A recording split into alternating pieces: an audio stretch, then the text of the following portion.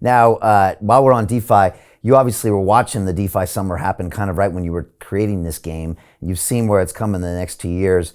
What is your take on the state of the art of DeFi? I mean, the reason I'm me here talking to you right now is because a year ago I looked at the DeFi summer. I had missed it, and I looked at what was happening in total value locked. And I used to be a derivatives trader in New York City in fixed income, and we used to structure a lot of the things I saw, Stanny doing, and I thought, you can't ignore this anymore. And I had guests coming on my show since 2013. Max Kaiser was talking about crypto. I had Andreas Antonopoulos here in 15, 17, and 19 talking about the future of money, the internet of money.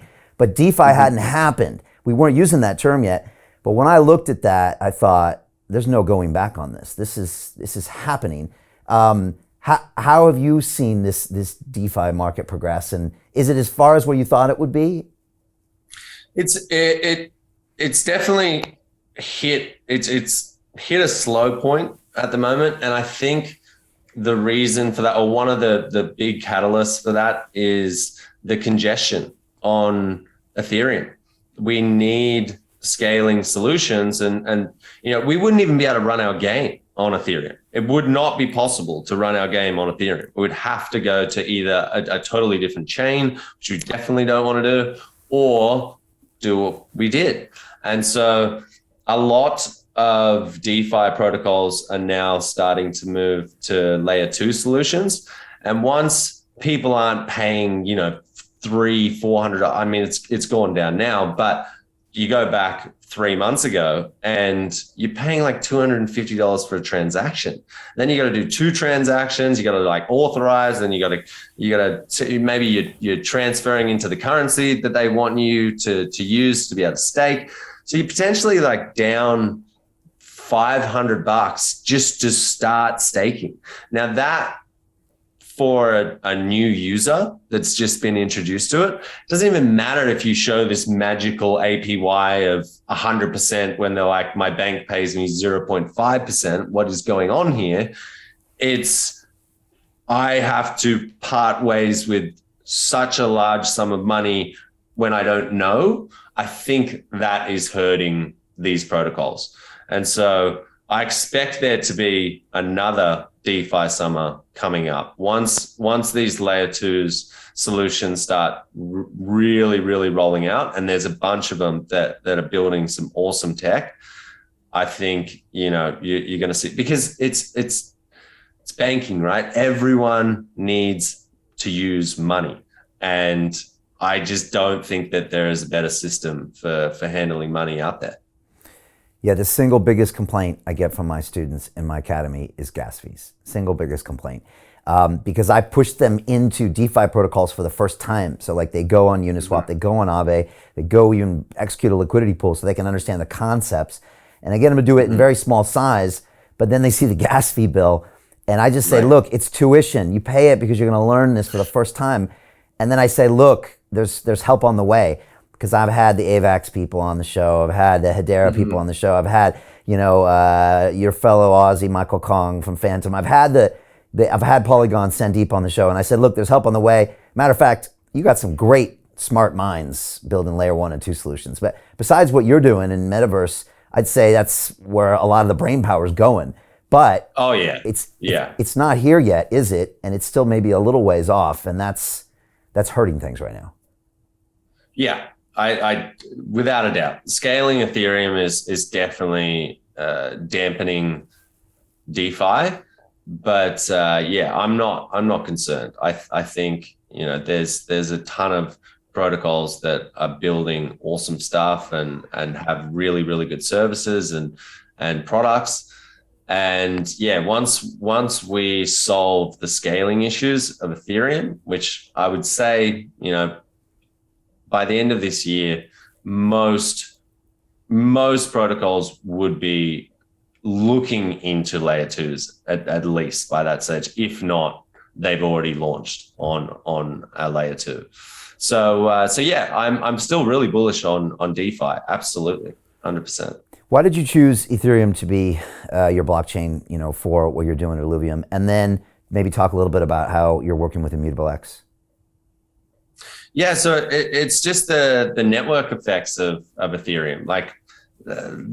everyone's building on Ethereum. Like going outside of the Ethereum ecosystem is pretty scary for me. I just don't see, there are a lot of ETH killers out there and whatever, but I just think there's so much work going into Ethereum, and obviously, Polygon and whatever else like that. They're out there and they're also doing a lot of good work, but they're too far ahead. There are too many devs in the community now that are working on it and want to see this thing scale. And I just think that there's going to be so many improvements as we go along with Ethereum. And when you're talking about a market, there are some people that literally will look at a different chain and go, no, I'm not investing in that. It doesn't matter what it is. It might be the greatest thing in the world. Now, there's not many people out there that go, oh, that's on Ethereum, I'm not going to go into that. You know what I mean? So that was the decision there. And then Immutable X, we researched a bunch of other solutions like ZK Sync and Optimism we looked into, and just from our perspective, we really liked the fact that they had actually built Gods Unchained prior. And so they had 2 years of experience. And it was that first meeting with Robbie that we had. And I was like, yeah, I think even if they don't have all the answers right now, and they didn't back then, a lot of it now is solved and whatever. But I just knew I liked the fact, and certainly, Aaron and our Solidity devs did a bunch of research at a technical level. And a lot of them are promising the same stuff, but in terms of low minting fees, gas costs, super minimal gas costs, super fast transaction times, which is what you need with a game, but security is paramount. Now, I mean, we just saw what happened to Ronin, the side chain of Axie. That's what we didn't want to do. Like at the end of the day, we're building a game. We're a game studio. We got to focus on what we do best and let protocols like Immutable do what they do best. And it's turned out to be a good call, because all of the testing that we're doing is working out really, really well. Yeah, that's fantastic to see. And you reminded me, Robbie had that whole experience with Gods Unchained. So they've been gamers before, so they get it, and they're building something for those people. And it's in their DNA a bit, right? Yeah. And being Australians, we can talk. We speak with them, obviously.